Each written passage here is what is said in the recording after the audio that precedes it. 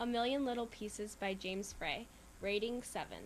This novel is about a drug addict and his road to recovery. Taking place in one of the oldest rehab facilities in the world, James not only goes through an extreme detox, but also has an experience he will never forget. One of the minor characters in the novel is James' mother. She, along with his father and brother, are the ones who pick James up from the airport and check him into rehab. It is important to realize that his parents will support him even through his darkest times. One thing that is surprising to me is that there is such a strict ban against different gender patients coming into contact with one another. One would assume that there would be simply a no dating policy. It's interesting to see that only same genders can be friends. James comes in conflict with this when he pursues a relationship with one of the women patients.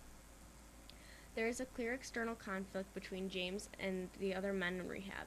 He changes roommates often, and also on one of his first days at the facility gets screamed at by a guy because James was sitting in his chair. It seems like James is just not a likable guy.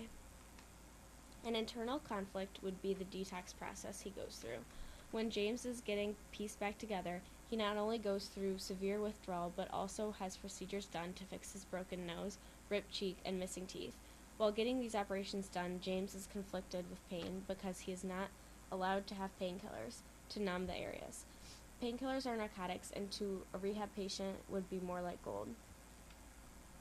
A few tips I would give the possible reader of this book would be: if you cannot handle descriptive medical procedures, the mentioning of blood or vomit, I would not read it.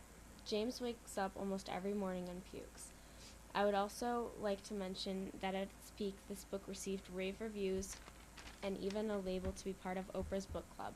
However, a little while after, it was found out that not everything in Frey's so-called memoir was true. So just pay attention while reading, because some things may have been added in to give better dramatic effect.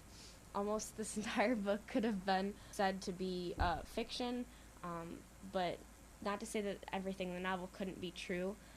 It wasn't necessarily from Frey's personal experiences, though. Also, the layout of this novel was easy to read. There aren't really any quotes. Instead, they just make a new line when speaking to another person. Frey did this maybe to add dramatic effect or something to that nature, but it's easier to see when people are speaking to each other because it's just line by line instead of I said, she said type deal.